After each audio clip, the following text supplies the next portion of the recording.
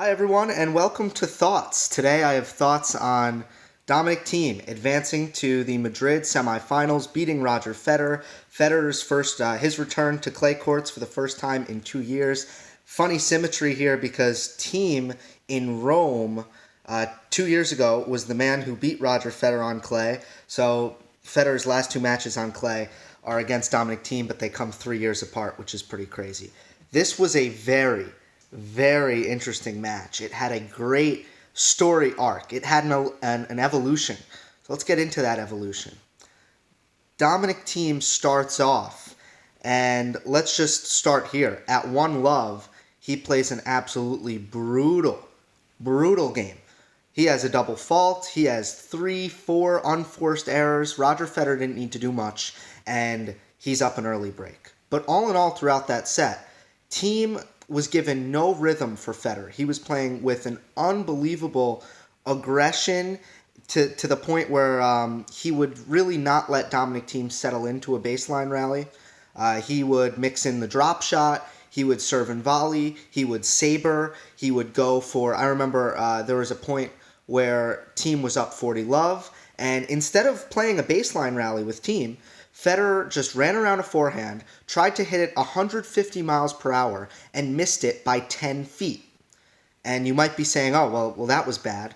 Well, no, that was exactly what Federer kind of wanted to do in the first set. He wanted to rid Thiem of that rhythm. So when Thiem was serving up 40-love, Federer's probably going to lose this game. Instead of engaging in some kind of baseline rally where Thiem can get comfortable, let's just go for a winner off the first ball. This embodies the way Federer played that first set.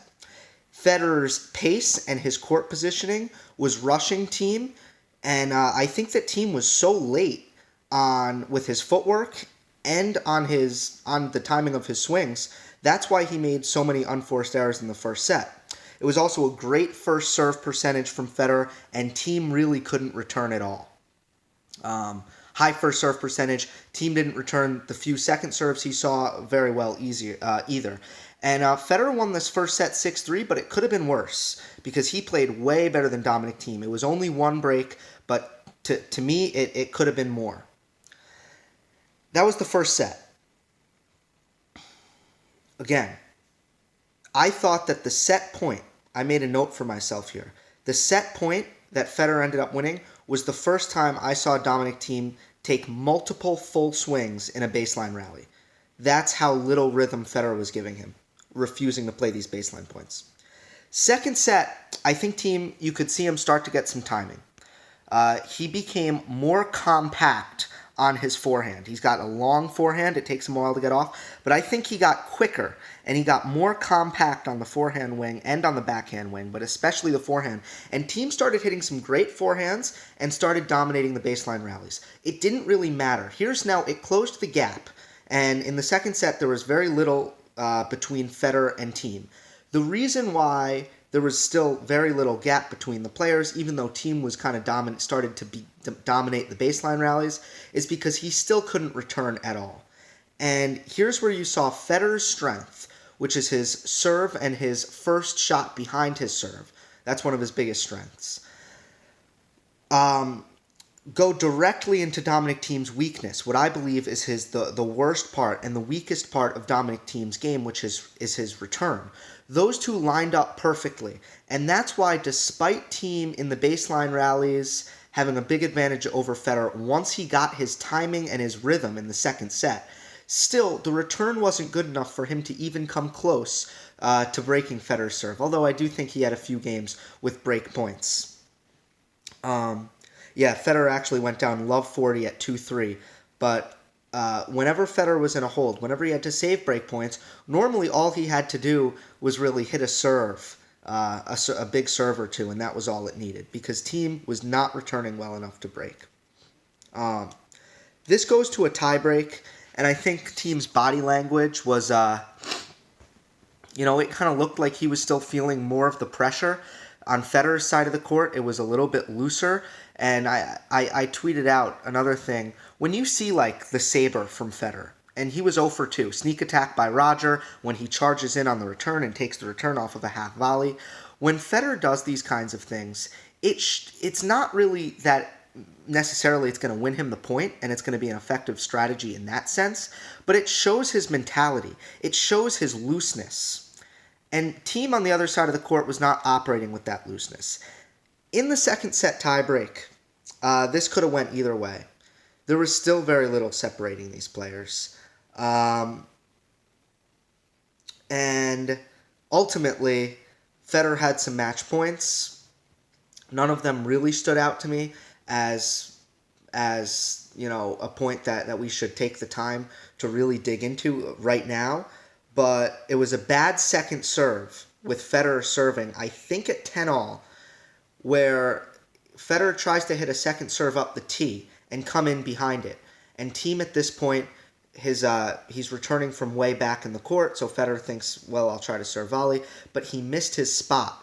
And Thiem was able to take maybe about one step to his left and hit a forehand down the line, kind of inside out, for a winner off of Federer's serve volley. And then Thiem hits a nice first serve on set point, which sets up an overhead winner eventually after the approach shot. So that's the straw that broke the camel's back in the second set. Now, again, I think the big key takeaway from the second set was Thiem gets his timing from the baseline, but still doesn't return well enough to break Federer's serve. So Federer's starting to lose the edge in the neutral rallies, but still kind of getting carried by his serve to a certain extent.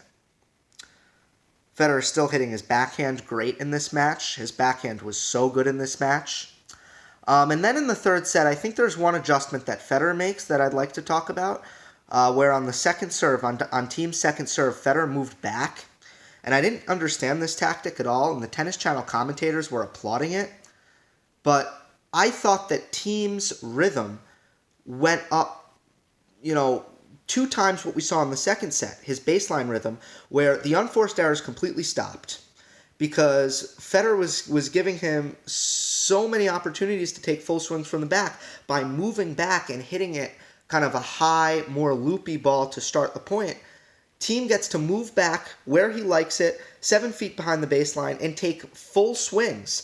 Federer no longer rushing him off the second serve return.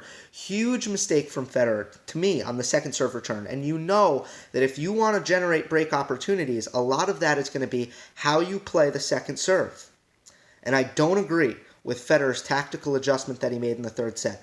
Moving back and giving Thiem more time. The way you beat Dominic Thiem is you rush him. Period. End of story. Thiem starts to really take over this match with his heavy consistency and his physicality. He gets up a break, I think at 2-1, where he gets every return in play. And Federer ends up breaking back. He plays a really good game. But then at 4-5, Thiem just reaches a point in this match, and you got to applaud Dominic Thiem for this. He plays with Federer serving at 4-all. An unplayable game from Dominic Thiem, where he makes 2 unbelievable returns, forehand returns down the line from the deuce side. He makes a great cross-court backhand return from the ad side. And then, so that's right away, starts hitting some big forehands behind those returns. Right away, that's 3 points. Federer saves the first 2 match points, but then at 30-40, again, another serve volley from Federer, and Thiem hits a great forehand winner right off the serve volley. So Thiem got better and better as this match went on, and ultimately Federer was not able to, for the entire match, to maintain this state of keeping Dominic Thiem completely out of his rhythm from the baseline like he did in the first set. The last thing I'll say, another thing that happened is Thiem, after the first set, how did he, the big difference between the third set, the first set, the second set, and the third set for Thiem was not only the baseline rhythm, but also the return, which finally came around in the third set. And I think he moved back and gave himself some more time. A lot of people say Thiem needs to move up. I don't agree. In the first set, Thiem was returning too close to the baseline. He should have been giving up the angles that Federer can take advantage of, but in order to extend the point, give up less free points, and to get more rhythm, Thiem should have been moving back on the return. He finally did it in the third set, and I know that for some reason people are against this, but this is something that Dominic Thiem does really well. Okay. I'm going to leave it at that. Possibly we'll talk more about this match on Monday. But for now, it's time to watch Tsitsipas and Zverev. Hope you enjoyed. Don't forget to subscribe. I'll see you next time.